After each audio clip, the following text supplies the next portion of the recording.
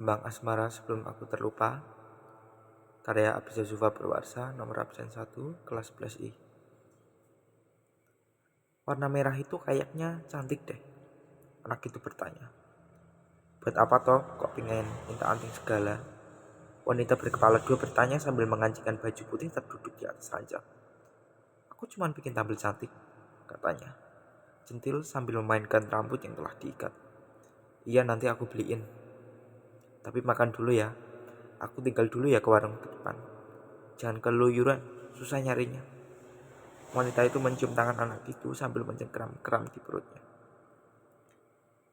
Desa yang asri, jauh dari kata perkotaan. Suara burung yang berkicau, kodok ngorek yang sedang ingin bercinta, serta rimbun pohon yang bergeming di terpa angin.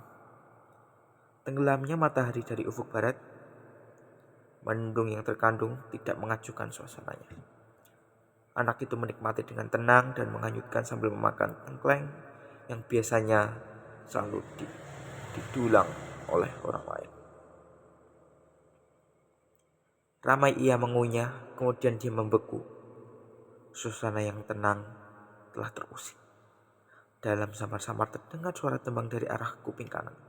Sulit untuk mengidentifikasi. Yang pasti itu adalah suara laki-laki yang terdengar tidak asing bagi itu. Suara yang familiar membuat hati tertegun dalam sepersekian detik. Jantung berdegup membawa lari, badan terbawa arus. Dentuman darah mengalir kepada meja yang membentuk sebuah gelombang pada gelas air yang telah diminum setengah isi. Anak itu berdiri dengan rasa gusar dan penasarannya mencari sang sumber suara. Rasa penasarannya telah mengalahkan rasa takutnya. Langkah kecil dan lambat renta mengikuti suara lambat laun alunan tembang tersebut. Ia berjalan melewati rumah yang cukup tua dengan ornamen yang cukup antik. Melewatinya hingga cukup mencapai gerbang. Ia mendorong sedikit gerbang yang dikunci dari dalam. Gerbang depan menuju ke sebuah kebun yang tampak tidak pernah terjamah. Dari mata memandang, nampak rumput yang tumbuh tidak beraturan. Ia berjalan sebagai suara merdu itu sebagai penunjuk arah. Layaknya Google Maps yang terus saja memberi pesan bahwa kau salah arah. Layaknya jalan desa yang bergelombang cukup buruk dilalui kendaraan. Tak terjamah pembangunan era SBY ataupun Mulyono. Ia terus saja melangkah dengan sandal yang nampak beradu dengan aspal. Dengan suasana yang kelam, Tonggeret mulai mengeluarkan suara menyebalkannya. Ia telah sampai di ujung jalan. Langkahnya telah terhenti menuju suatu pohon beringin yang tampak rindang. Berdiri 5 meter tak jauh dari pohon itu berdiri, pikiran yang tergendam tiba-tiba hadir dalam kesadaran. Ia menoleh ke belakang. Ia tak tahu arah pulang. Linglung seperti biasa. Tiba-tiba ia mendengar rintihan perih. Mata terbelalak, seolah kenangan antara pohon dan residual energi menyatu dalam diri. Ia melihat seorang pria Cina yang dibantai dengan yang sangat keji. Samar-samar ia mendengar rintihan rasa sakit. Dipukul oleh kayu, dirajam paku, ditendang, diludahi layaknya budak, ditindas dengan makian kasar, berlogat Jawa. Tiba-tiba ingatan lamanya telah muncul. Ibu, wanita berkepala 2 memanggil sang anak. Jati diri tua yang terkikis menjadi demensia.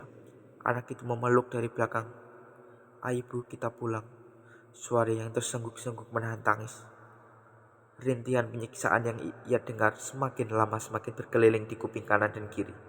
Suara tangis, nestapa, manusia, hewan tubuh bersama dengan menggoyangkan hati nurani. Riuh yang bergemuruh membuat anak itu perlahan-lahan memudar hitam di pelupuk mata. Ia menutup mata. Gelap.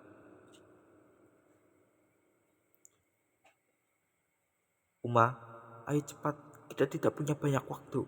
Seseorang memanggilnya. Matanya terpejam kembali. Hidup menoleh sumber suara. Pria Cina itu mengenalnya. Siwa, ia ingin memeluk suaminya namun ia terlupa menggendong seorang anak putrinya. Cepat Tama, naik ke punggungku. Ia bersiap mendorong untuk melompat di jendela. Dok, dok, dok, dok, dok, dok, dok, dok, gubrak, gubrak.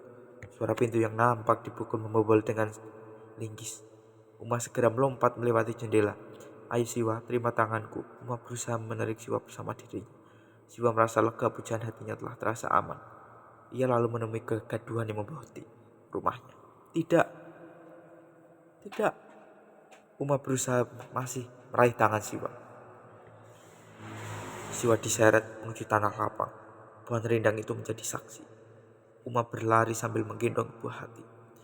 Namun tertahan tangannya oleh seorang bibi yang peduli padanya, memintanya untuk tidak mendekat. Ia hanya bisa menahan tangis. Tak berdaya melihat Siwa yang terluka. Matanya terbangun. Jantung terengah-engah. Keringat dingin bercucuran terbangun pada ranjang kesayangannya. Tangannya menggenggam erat wanita berkepala dua. Cinta anakku. Ia memeluk anaknya. Tatkala waktu yang telah berlalu, lingkaran waktu yang berputar, demensia telah berkutat.